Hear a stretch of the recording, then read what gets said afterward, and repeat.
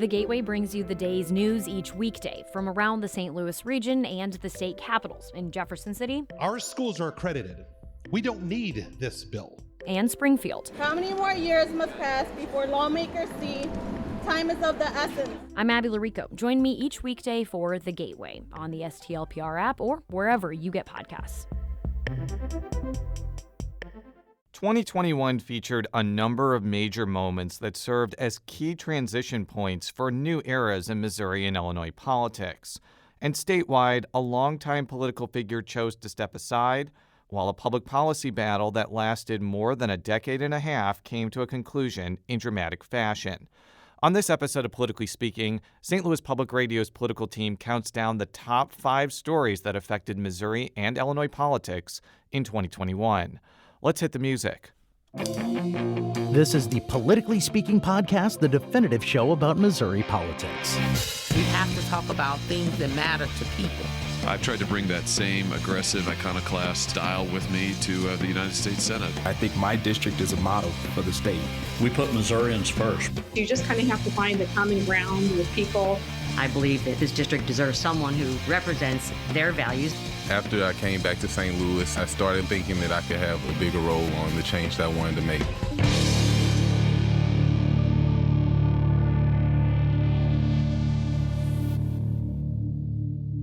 And welcome to Politically Speaking. I'm your host, St. Louis Public Radio political correspondent, Jason Rosenbaum. This is the last podcast of the year, so that means we have every single member of St. Louis Public Radio's political team, including St. Louis Public Radio's Metro East reporter. Hello, I'm Eric Schmid. St. Louis Public Radio's Justice correspondent. Rachel Lippmann. St. Louis Public Radio's Rolla correspondent. Jonathan All. And St. Louis Public Radio's State House reporter. Sarah Kellogg. We're going to be counting down the 5 top stories of 2021. And unlike in other years, this was a very close race. In fact, I will reveal now that based off our super secret scientific voting formula, the winner only won by 1 point. Wow. That's, yeah. It is amazing. But as we have done in previous years, there were some stories that did not make the list. And we're going to just do these honorable mentions. We're going to spend about 45 seconds to a minute on them. Eric, you picked Mike Madigan stepping down. Mm-hmm. He was speaker before I was even born. Not Jonathan, though. Thank you for that dig. But why did you put that on your list? Factual statement, that's all.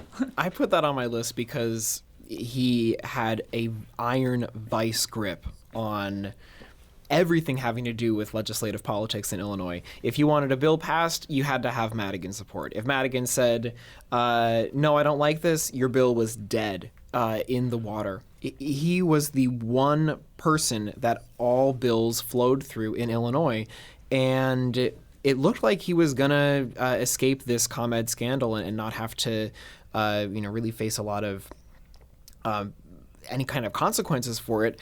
I don't know if you could argue that he did face consequences for it, actively resigning, but that resignation helped usher in a large change in how legislative politics in Illinois is happening, and we're still seeing how him being out of power is shaking up state politics in Illinois. Sarah, you picked the fact that Governor Parson decided not to call a special session on redistricting. Why did you choose that? I'm surprised you didn't, Jason. There are zero redistricting things on my list, Sarah. It's amazing. It is incredibly amazing. That is incredible. I guess one reason why I picked that is mainly because it's going to be a major consequence of the upcoming session. I know that it's going to be a major factor because Parson decided not to have redistricting in the special session.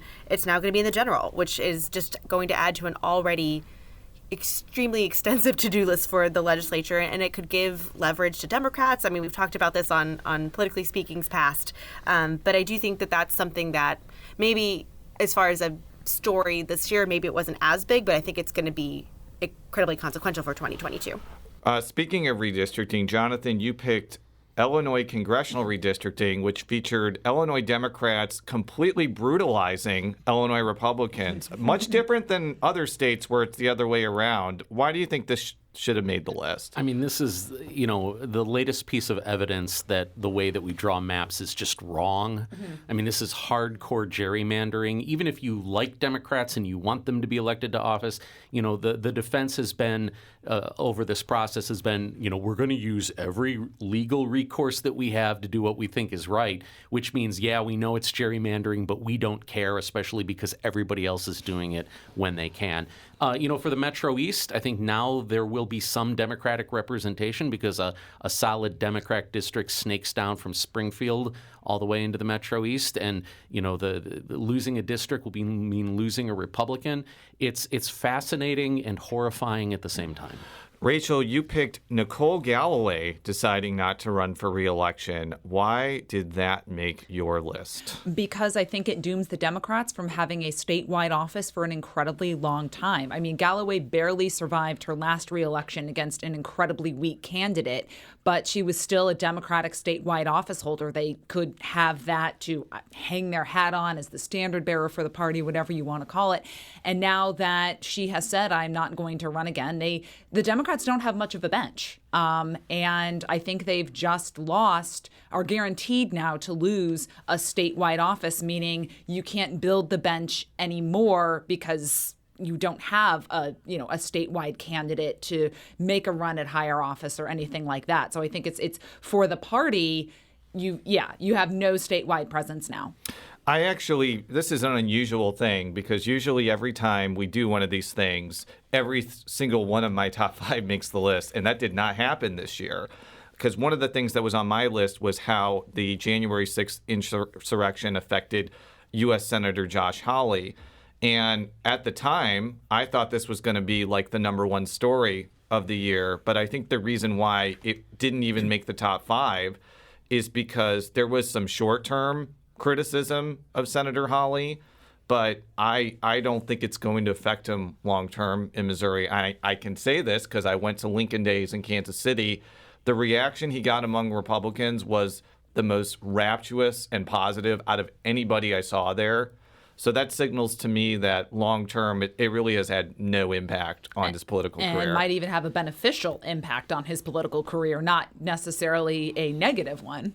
So let's get into the top 5. The number 5 story of the year was St. Louis County Executive Sam Page's continuous battles with the St. Louis County Council. I feel like there's some version of this story that's been going on for like a decade now, whether it be Charlie Dooley in the council or Steve Stenger in the council. Now it's Sam Page in the council, and it's really been intertwined a lot with COVID response. Rachel, why do you think that this was a meaningful story? I think for the reason that it alienated, first of all, it started so early. It started with the fight over the chair seat, which was just a stupid political fight to pick. For those who may not remember, they elected the chair of the St. Louis County Council before new council people had been sworn in, which meant that Shalonda Webb didn't get a chance to vote for the person that she wanted as chair. An ally of Sam Page's was able to vote for it. There was a whole fight over who had legally been elected chair. And it was just one of those things where it was needless alienation of individuals that you are going to need to support your COVID response, to support your policies. And it was just dumb because the chair does not have, in the grand scheme of things, that much power with St. Louis County Council. And the chair, by the way, ended up being Chairwoman Rita Days, who's a Democrat from Belnor. And the fact that she was able to piece together a bipartisan coalition became a lot more meaningful when we were talking about reimposing a mask mandate after the Delta variant wave came in. The whole drama around the St. Louis County Council this year, it started off with what Rachel said.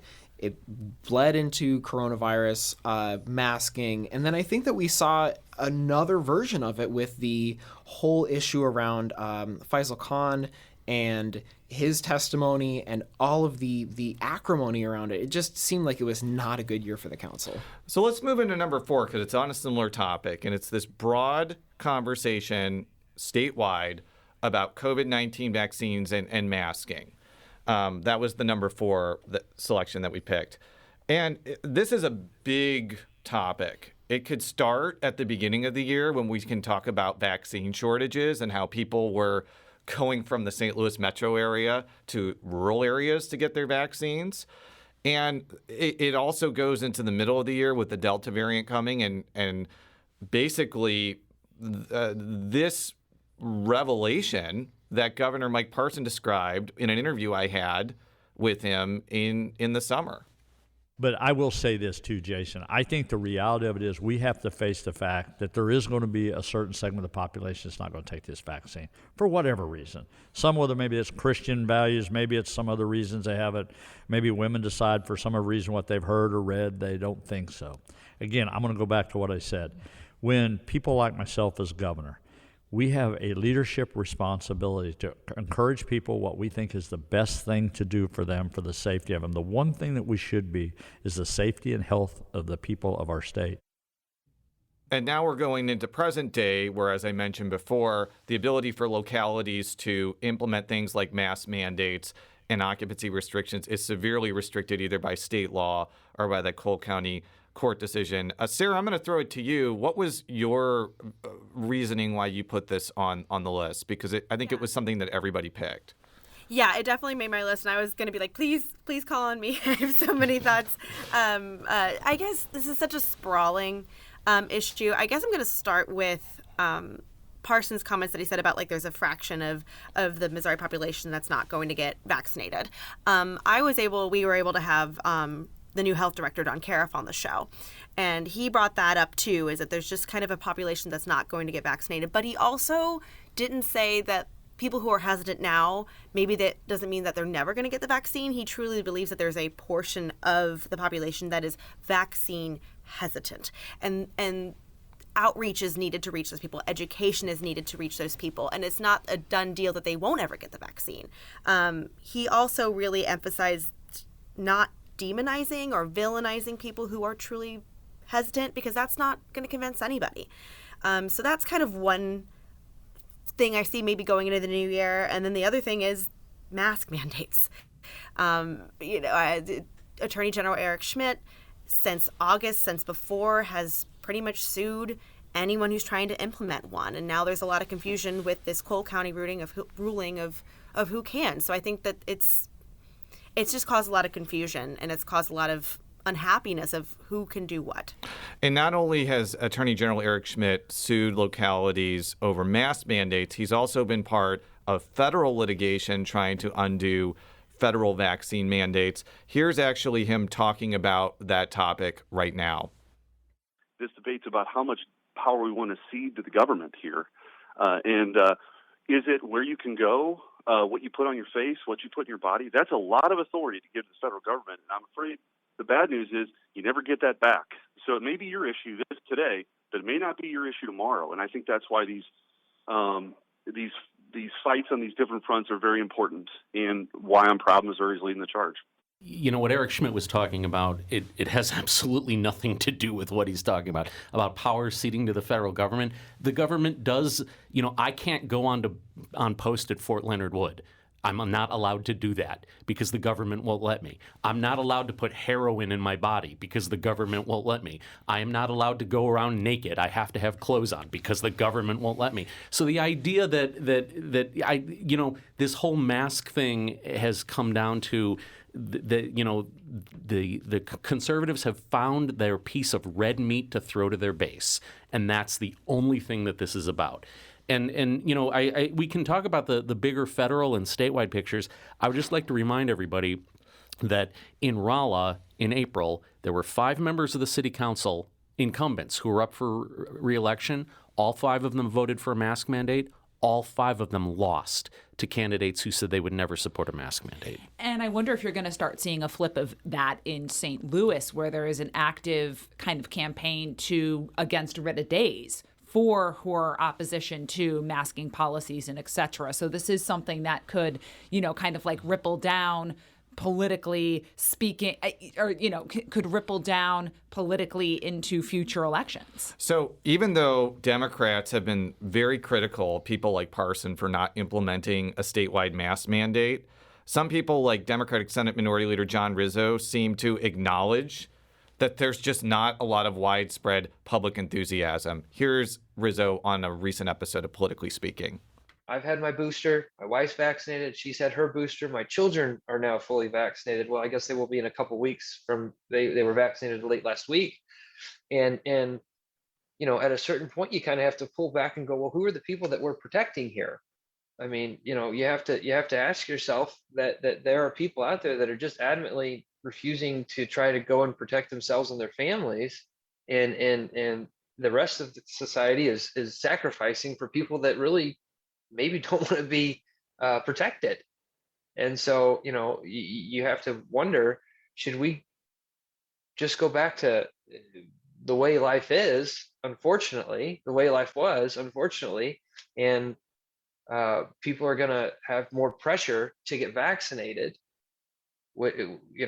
without having mask mandates? So I mean, that's an honest question.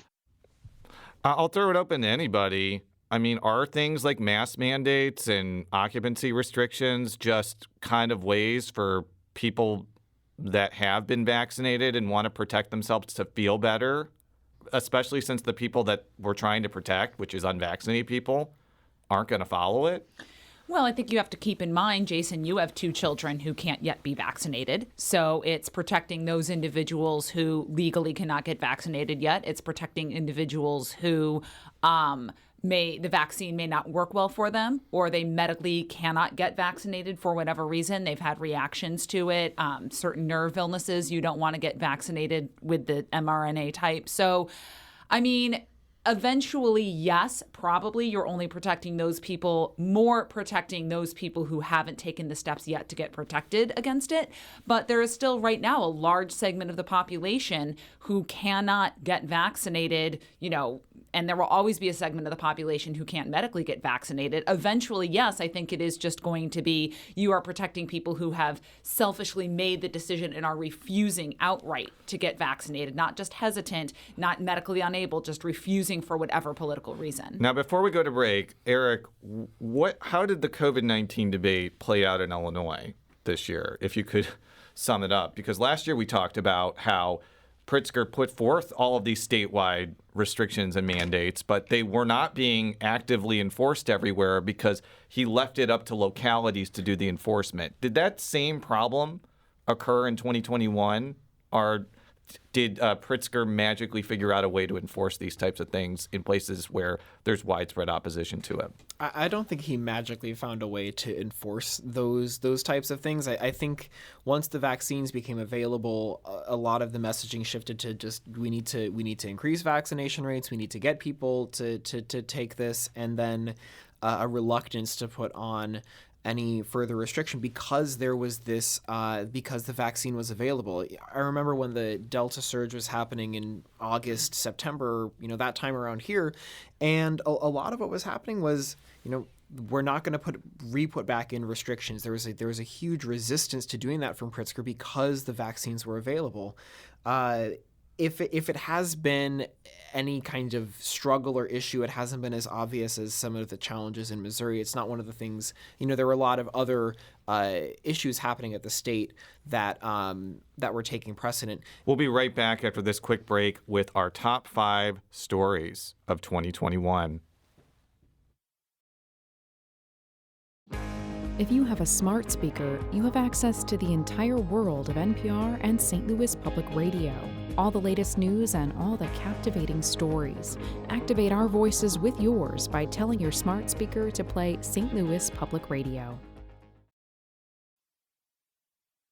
And we're back on Politically Speaking with Sarah Kellogg, Eric Schmid, Rachel Lippmann, Jonathan Ahl, and me, Jason Rosenbaum. This is our top 5 stories about Missouri and Illinois politics of 2021. We're going to move on to the third top story of the year, and that is Tashara Jones winning the St. Louis mayor's race. This was an unusual election because this was the first time that St. Louis used so-called approval voting, where you could vote for as many candidates as you wanted in the first round, with the top 2 going to a runoff. And it ended up with Jones defeating Alderwoman Kara Spencer in that runoff. This is actually what Jones had to say in a media availability right after she was declared the winner. If I'm allowed to wax poetic for a little bit, I've been working so hard in local government for for the last 8 years, and then 4 years ago to come so close with only 888 votes stood between me and a crowded field of Black men. This feels amazing, and I also feel like delay is not denial, that those 4 years I'm a totally different candidate and totally prepared for this moment. I believe that everything happens in my life for a reason, and that loss was something that happened in my life for a reason to prepare me for this moment. What Jones was referring to is the fact that she lost to Lyda Crewson in 2017 by a very narrow margin. Rachel, what do you think the impact of Jones winning was? I think it was a sign that there is a strong enough kind of progressive, more liberal movement in the city, whatever you want to call it, that they were able to elevate two candidates with not entirely similar, not entirely identical platforms, but similar enough platforms, kind of similar enough outlooks on the world to that, top two runoff. And it's a sign that the people who voted in that election, and it's always a low turnout election, were willing to take a chance on her policies, take a chance on having a Black woman lead the city. I mean, I'm going to be interested to see how she continues to work with the Board of Aldermen to advance her policies. She can't do it all by executive order. Mm-hmm. And just whether she learns and better starts to grasp the workings of Room 200. The city's a complicated place. And ultimately, it comes down to, can you deliver on your promises, and can you deliver, services that people are expecting? And the city is facing the same challenges as the state, as, other places, and, just refuse drivers, for examples, and I'm sure snowplow drivers. And I'll be curious to see what she does with the $500 million plus in ARPA money, and then the minor windfall from the Ram settlement. Yeah, I was going to mention that because there was some major disagreements between Jones and the board about how to spend, I guess, the first part of the ARPA money. And I think that was the biggest controversy she had. But then, like at the end of the year, you had this quasi-miracle where redistricting was passed unanimously. And that's less on her, though. That's less on Jones. That's the Board of Aldermen kind of working together. She had said if the map passed legal muster that she could support it. I'm just mentioning that was just one less thing that she had to do. And frankly, Board of Aldermen President Lewis Reed and every other alderman deserves a lot of credit for making that process end as smoothly as it could. But I could see some disagreements headed into 2022 over how to spend that money, especially because Jones was not supportive, by the way, of the stadium deal in 2015, and Reed was. So I could see Reed being like, well, I was the person willing to take the risk for that, so I should have the say over how to spend that money. And I'm sure she's going to disagree with that. I mean, ultimately, the Board of Aldermen is what is going to set those policy priorities, or the legislative body. Could she work with her coalition that she has and, work with Reed and et cetera? Sure. How much of it is going to be each of them posturing? I don't know. But they will have to come to an agreement, and also Board of Estimate and Apportionment. They're going to have to work with Comptroller Green to secure Comptroller Darlene Green and get her on their side for, whoever, whether it's President Reed or Mayor Jones, will have to have the support of Comptroller Green to advance their spending priorities. So let's move on to the second most important story of the year. This was actually my number one pick. So this is a rare year where my number one story did not actually become number one, and that was Medicaid expansion occurring in the state of Missouri. And this was not an easy pathway to get to this point, even though there was a ballot initiative that passed in 2020 putting Medicaid expansion in the Constitution. The legislature didn't fund it.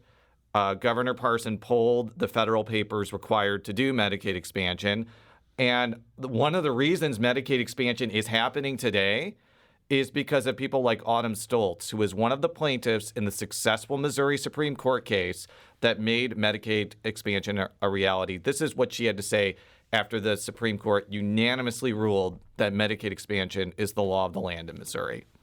I was overjoyed for all the Missourians to be able to finally receive what we've all been asking for. So, Sarah, what did you think of this particular development in Missouri state politics?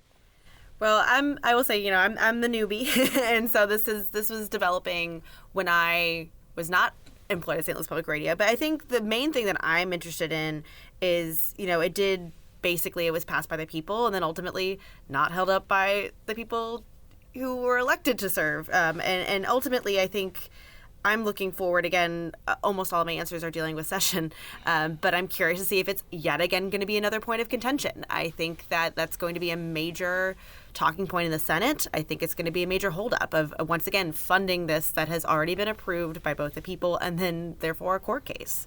Sarah, I had the displeasure of covering the end of session when this came to a head. And, yeah, you should be what do you think about that? I'm glad that you're in the State House now is my position on Well, I think there was not a single person in the Missouri legislature that was not 100% sure that through the courts, Medicaid expansion was going to happen. And the Republicans, they stood up and they passed on it, and they made sure that it got through without it, simply so they could tell their base, we fought it. It's not our fault that it went through, and that it was the fault of what Bob Onder likes to call the tyrants in black robes on High Street. Well, speaking of Senator Bob Onder, I think one of the reasons it didn't happen earlier was because of legislators like the Onder, who's a senator from St. Charles County, who made this type of argument about why it shouldn't go through. And the other part is the question of just how big and how expansive we want the welfare state to be. Missouri has traditionally made the decision that able-bodied working-age adults would not be eligible for this particular welfare program. And what's more, we've decided that employers, for instance, should be taking care of the people, the lower wage people who work for them. If that's what Onder thinks, then where's the legislation forcing companies in Missouri to provide health care benefits to their employees? Where's the legislation in Missouri that forces companies to not keep people's hours at like 25 or 30 hours a week so that they don't have to give them benefits? That argument holds as much water as a colander. Well, I want to throw it back to Sarah for a second before throwing it to Rachel. There has been talk about senators like Bob Onder and Denny Hoskins trying to hold up the supplemental appropriation around Medicaid expansion. But even Onder told me in that same interview that the only way that was going to work is if Governor Parson called a special session like in August to prevent it from happening. Now that the fact that there's tens of thousands of people on Medicaid, if they were successful in defunding it, which I don't even think they can do that, first of all, but let's just say they are, you're literally kicking tens of thousands of people off Medicaid. So how serious of a prospect do you think that's going to be? I think it's going to be a lot of posturing, honestly. I think that, we'd had Senator Rizzo, I know we've already talked about him earlier, but, he was on the show and basically said, he does see it being a point of contention, but, how much can they actually really do? I think there's going to be a lot of words, but whether or not we actually see action, that's a big question. I mean, it's, the conservative caucus, I have a feeling the Republicans in charge of the Senate are not going to want to ruffle those feathers. I see discussion. I see it being a hurdle, but I don't see it being like a lot of action personally. What I'll be curious to see is the mechanism. The court ruling basically just said these people have to be enrolled and they have to access their benefits. It did not mandate a funding level. It just said that they have to enroll. The question becomes, what happens when so many people are tapping into the same pool of money that the money isn't available? And then what happens? Is it that it becomes so popular they have to fund it? Or do they sue because they are arguing that it has to be paid for? I think it's going to be that it's so popular that they have to fund it. And just a reminder that what happened at the federal level was when the Affordable Care Act, also known as Obamacare, went into effect, the Republicans said that it was the most horrible thing in the history of the world and was going to cause all of these problems. And then when the Republicans controlled both chambers and the presidency, they could not repeal it because it was actually something that people wanted. And I think you're going to see something similar happen in Missouri. One thing that I would want to add, and this ties into the issues around coronavirus, COVID-19, vaccination rates too. We're talking about Medicaid expansion and also Paige's war with the council.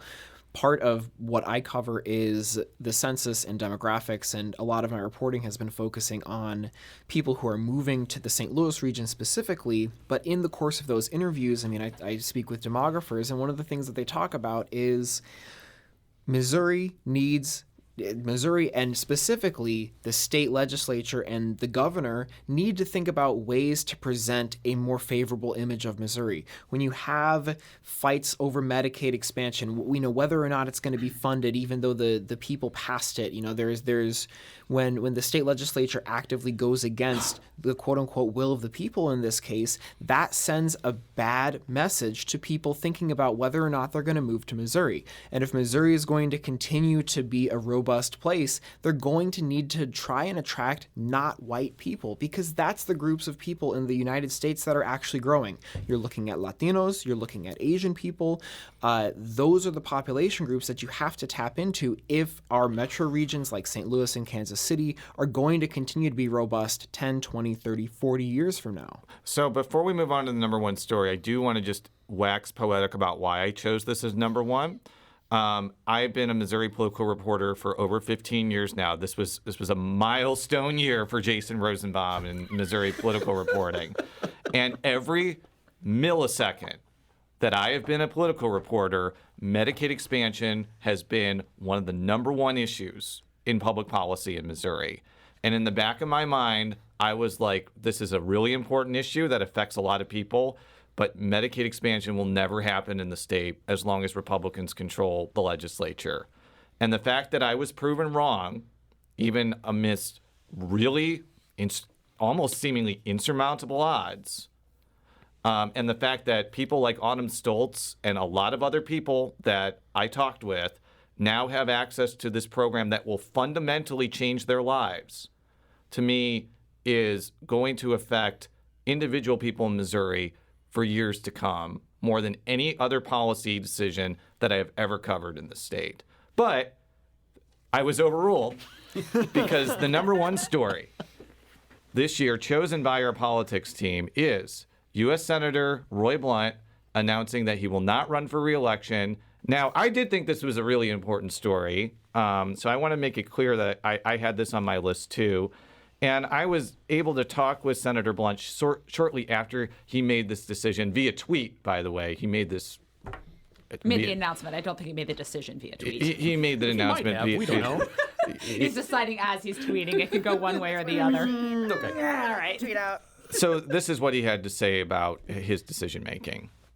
If this was an election where I thought I had to run to hold on to the Senate seat for... I would probably have done that, but we got a number of great candidates out there. It's going to be a very good year, I'm convinced, for Republicans in the country. And I think in Missouri, I felt like I would have been easily reelected this time. But then you've got to serve. You know, the Senate decision, is the longest decision in elected office. Sarah and Rachel picked this as their number one story. Sarah, why did you choose this as the top Missouri political story of 2021? It's more of what happened after. You know, he made the decision, and now we are in the middle of an incredibly crowded primary Republican field to replace it. And that's led to, I don't even know how to say it. I mean, it just led to so many announcements, but it's also led to what I feel like some of possibly, he's denied this, but, Schmidt's decisions on mask mandates. It's led to Eric Greitens appearing again and going back into running for Senate. I mean, there's just so many things that are a consequence of him deciding not to run again that we're going to have to contend with. Rachel. That was exactly what I was going to say. It's less that he is saying that he's not going to run again. It's who is going to replace him. And there are some arguably toxic individuals running for that office, for that seat. That race is just... I'm not looking forward to covering it as a female reporter. I think it's just going to be horribly toxic and awful, and just the moves and the positioning and the posturing that is already occurring and the far-reaching impacts of that posturing in terms of the authority of local governments, in terms of, not defending state laws. There's just so many ripple effects of this election upcoming that regardless of who is elected to that spot, regardless of who comes out on top and likely gets that seat unless the Democrats are able to pull off a miracle candidate. Yeah, let's talk about that. One of my phrases I like to talk about on the show is just tearing the Band-Aid off. What people are worried about is Eric Greitens winning that primary and becoming a U.S. Senator. And they're worried because Democrats have been so decimated demographically. It's a topic we talk about all the time on this show, that there is a feeling that somebody as damaged and as radioactive as Eric Greitens could win a primary and become a U.S. Senator. Some people don't agree with that, including former U.S. Senator Claire McCaskill. I think it's a little early, and I think it all depends on how the Republican primary plays out. The fact that Eric Greitens is leading in the polls gives me hope. Everyone who says, Eric Greitens is a shoo-in to be the next United States Senator, I don't believe that. And I'm not sure most Republicans that are thinking clearly believe that.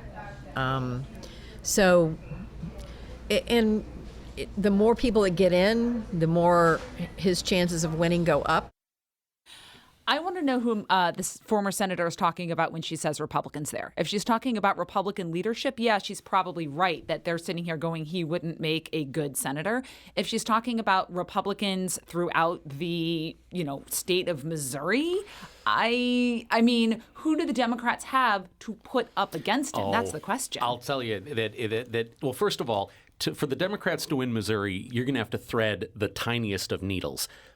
And the biggest of haystacks. Yes, but I see it happening if it's an incredibly nasty Republican primary, Greitens wins, and Lucas Kunce continues to do what he's doing, which is rather quietly raising a ton of money and positioning himself as a moderate who can still also talk to a lot of the things that the progressive part of the Democratic Party. It's still a long shot. Trust. I still think it's a long shot. But if Blunt ran for re-election, or if Greitens wasn't in this race, the Democrats' chance would be 0 to none and slim to none and slim left town.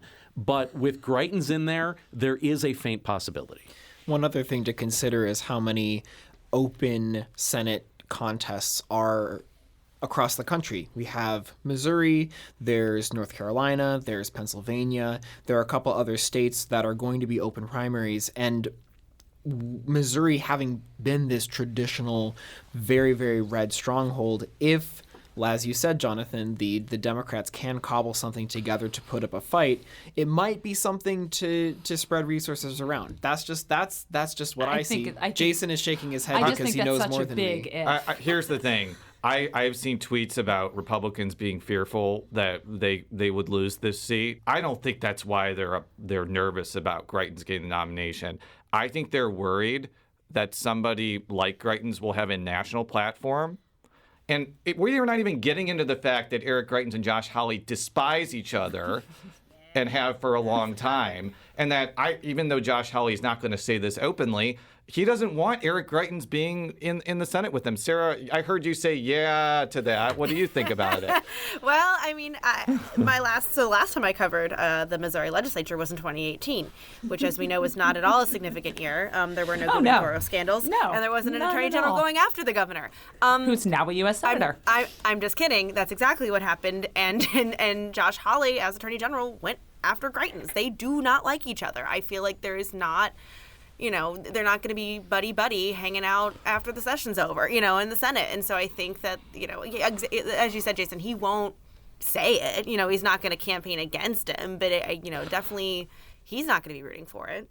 So this will be my final thought before we have to go. If you see Josh Hawley cut a television ad looking into the camera saying, Missouri Republicans, please do not vote for Eric Greitens, it's already too late. And Eric Greitens will win that primary.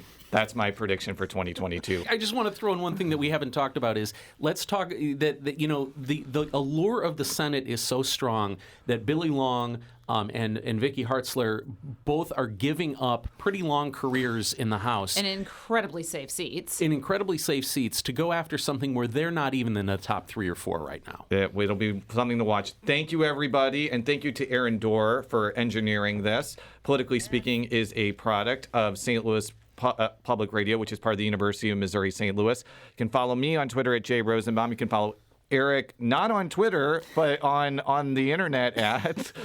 You can find my stories at our website, stlpr.org/people/Eric-Schmid.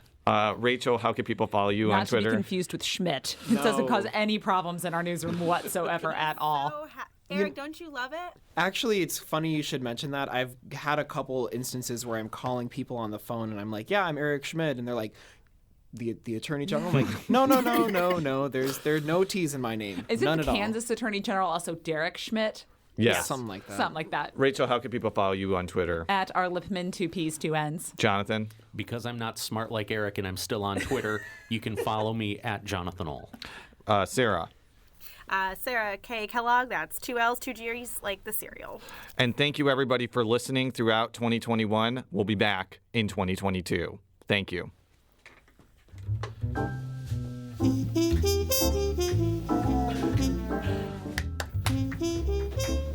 All right, that's a wrap. Thank you. Thank you, Sarah.